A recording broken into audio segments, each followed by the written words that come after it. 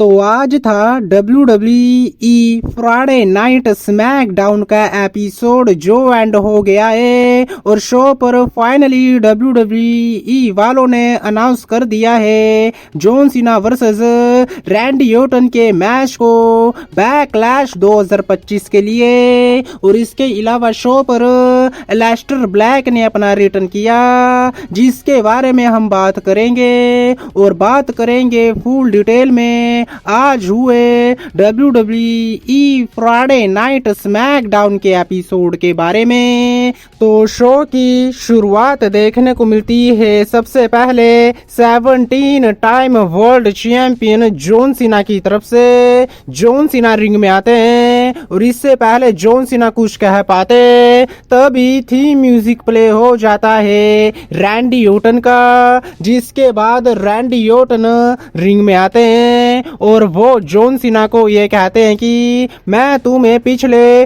25 साल से जानता हूँ, तुम पूरी तरह से बदल गए हो, तुमने बहुत ही अच्छे काम किए हैं WWE यूनिवर्स के लिए, लेकिन अब तुम पूरी तरह से चेंज हो गए हो और मुझे लगता है कि तुम्हें अब एक बाप बनना चाहिए ताकि तुम्हें पता लग सके कि आखिर अच्छा इंसान कैसे बना जाता है। जिसके बाद जॉन सीना ये कहते हैं कि मैं बाप इसीलिए नहीं बना क्योंकि मैंने पिछले 25 सालों से तेरे बच्चों को पाला है और तुझे बताया है कि एक अच्छा बाप कैसा होता है। जिसके बाद रिंग साइड पर एक बच्चे ने मिडिल फिंगर दिखा दी जॉन सीना को और जॉन सीना ने उस बच्चे को गालियां देना शुरू कर दी। जिसके बाद जॉन सीना ये कहते हैं कि मुझे पता है कि तू यहाँ पर क्या करने आया है, तुझे ये टाइटल चाहिए लेकिन तुझे ये टाइटल कभी भी नहीं मिलेगा।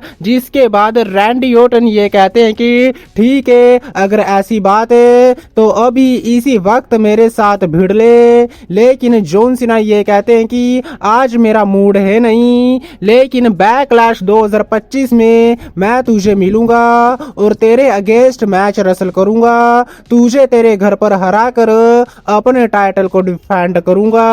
और ये कहने के बाद जॉन सीना मारना शुरू कर देते हैं रैंडी ऑर्टन को, टाइटल शॉट मारने की ट्राई करते हैं रैंडी ऑर्टन के ऊपर, लेकिन तभी रैंडी ऑर्टन की तरफ से आता है out of nowhere RKO John Cena के ऊपर। और इन दी एंड रिंग में जो स्टैंड होल है वो रैंडी ऑर्टन की तरफ से देखने को मिलता है और टाइटल के साथ रैंडी ऑर्टन रिंग में स्टैंड होल करते हैं। लेकिन सबसे बड़ी खबर यही है कि बैकलैश 2025 में हमें देखने को मिलेगा finally John Cena versus Randy Orton के बीच मैच, जहां पर जॉन सीना अपने टाइटल को डिफेंड करेंगे रैंडी ऑर्टन के अगेंस्ट।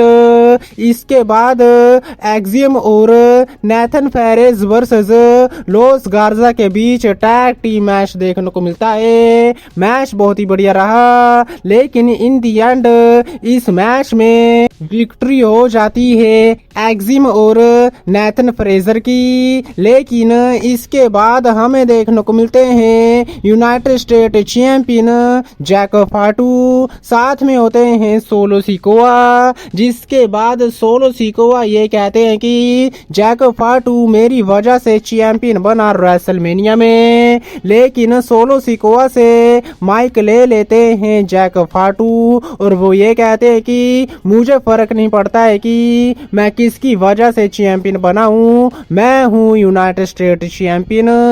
लेकिन तभी वहां पर एले नाइट आ जाते हैं और वो रीमैच की कॉल करते हैं जैक फाटू के अगेंस्ट, लेकिन ड्रू मैकिंटायर भी वहां पर आ जाते हैं। जिसके बाद ड्रू मैकिंटायर ये कहते हैं कि रेसलमेनिया में मैंने डेमिन प्रीस्ट को ठिकाने लगा दिया, मुझे वर्ल्ड टाइटल के लिए मौका मौका चाहिए था, लेकिन वो मौका रैंडी ऑर्टन को मिल गया, जिसके बाद अब मुझे यूनाइटेड स्टेट चैंपियनशिप चाहिए। लेकिन एले नाइट ये कहते हैं कि ये मौका मुझे मिलना चाहिए, तुझे नहीं। जिसके बाद निक ओल्डर्स वहां पर आते हैं और वो एक नंबर 1 कंटेंडरशिप मैच बना देते हैं LA Knight versus Drew McIntyre के बीच, जो हमें शो के आगे जाके देखने को मिला। लेकिन इसके बाद चेल्सी ग्रीन वर्सेस जेलिना वेगा के बीच मैच हुआ, जहां पर चेल्सी ग्रीन अपनी यूनाइटेड स्टेट चैंपियनशिप को डिफेंड कर रही थी। बात करें इस मैच के बारे में तो रिंग साइड पर एल्बा फायर और पाइपर नेवल थी, जिनको रेफरी बैक स्टेज पर भगा देते हैं और इसके बाद जेलिना वेगा अपना फिनिशर लगा के पिन कर देती हैं चेल्सी ग्रीन को और फाइनली जेलिना वेगा बन गई हैं new women's United State champion और चेल्सी ग्रीन आज अपने टाइटल को हार गई हैं। लेकिन इसके बाद हमें मिस देखने को मिलते हैं, जहां पर मिस ये कहते हैं कि मैंने रेसलमेनिया को मिस किया, मेरी स्पॉटलाइट चली गई, मैंने रेसलमेनिया के मेन इवेंट में जॉन सीना को हराया था और ये काम कोडी नहीं कर पाया। लेकिन तभी लाइट्स ऑफ हो जाती हैं क्योंकि हमें रिटर्न देखने को मिला एलिस्टर ब्लैक का। फाइनली एलिस्टर ब्लैक ने अपना रिटर्न किया, रिंग में वो आते हैं और अपना फिनिशर मार के नॉकआउट कर देते हैं द मिस को और जो स्टैंड होल है वो देखने को मिलता है एलिस्टर ब्लैक की तरफ से और एक शानदार रिटर्न देखने को मिला एलिस्टर ब्लैक का। लेकिन इसके बाद टिफनी स्ट्रैटन देखने को मिलती हैं, जहां पर वो यही कहते हैं कि कैसे उन्होंने शार्लेट फ्लेयर को हराया रेसलमेनिया 41 में। लेकिन तभी वहां पर जेड कारगिल निकल कर आती हैं और वो ये कहती हैं कि अभी उन्होंने असली बेस्ट को नहीं हराया है क्योंकि मैं हूं WWE की असली बेस्ट। जिसके बाद एक मैच के लिए चैलेंज कर देती हैं जेड कारगिल टिफनी स्ट्रैटन को और हमें देखने को मिलता है Jade Cargill versus Tiffany Stratton के बीच मैच बहुत ही बढ़िया रहा। लेकिन इस मैच में नियोमी और नाया जैक्स आ जाती हैं, जिसके चलते मैच नो कॉन्टेस्ट में एंड हो जाता है। जिसके बाद नियोमी और नाया जैक्स दोनों मिलकर बजा देती हैं टिफनी स्ट्रैटन और जेड कारगिल को और इन दी एंड WWE टाइटल के साथ रिंग में स्टैंड होल्ड करती हैं नाया जैक्स। इसके बाद Drew McIntyre versus LA Knight के बीच मैच हुआ। बात करें इस मैच के बारे में तो मैच में हमें फ्लाइंग एल्बो नाइट एल्बो देखने को मिली एले नाइट की तरफ से, ड्रू मैकिंटायर की तरफ से हमें व्हाइट नॉइस और फ्यूचर शॉप DDT देखने को मिली। रिंग साइड पर भी काफी कमाल का एक्शन देखने को मिला। लेकिन तभी रिंग साइड पर सोलो सिकोआ आ गए और वो समोन स्पाइक लगा देते हैं एले नाइट के ऊपर, जिसके बाद ऐसा लग रहा था कि ड्रू मैकिंटायर इस मैच को जीत जाएंगे। लेकिन तभी डेमियन प्रीस्ट वहां पर आ गए और उन्होंने हमला कर दिया ड्रू मैकिंटायर के ऊपर। South of Heaven choke slam लगाकर टेबल के आर पार कर दिया ड्रू मैकिंटायर को। मैच डिस्क्वालिफिकेशन वे में एंड हो गया और डिस्क्वालिफिकेशन वे में मैच में विक्ट्री हो गई ड्रू मैकिंटायर की। जिसके बाद जैक फाटू वहां पर आ गए और उन्होंने बजाना शुरू कर दिया एले नाइट और डेमियन प्रीस्ट को। दोनों के ऊपर मून सोल्ट लगाया और दोनों को पूरी तरह से डिस्ट्रॉय किया और इन दी एंड जैक फाटू ने रिंग में स्टैंड होल्ड किया।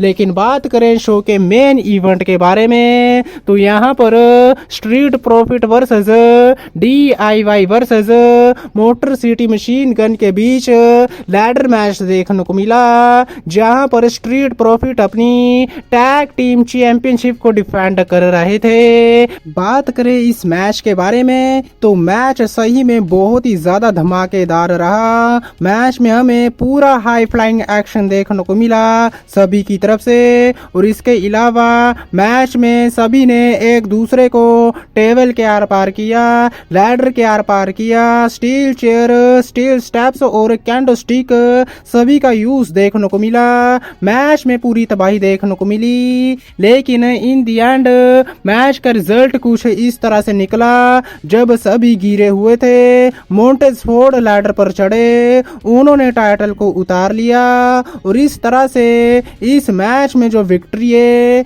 वो हो जाती है स्ट्रीट प्रॉफिट की और उन्होंने अपने टैग टीम टाइटल्स को रिटेन कर लिया। और इसके साथ एंड हो जाता है स्मैकडाउन का एपिसोड, जो बहुत ही ज्यादा शानदार रहा। लेकिन आज की वीडियो में बस इतना ही। वीडियो अच्छी लगी हो तो वीडियो को लाइक, चैनल को सब्सक्राइब करना मत भूलना, क्योंकि मैं लाता रहता हूँ ऐसी ही वीडियो।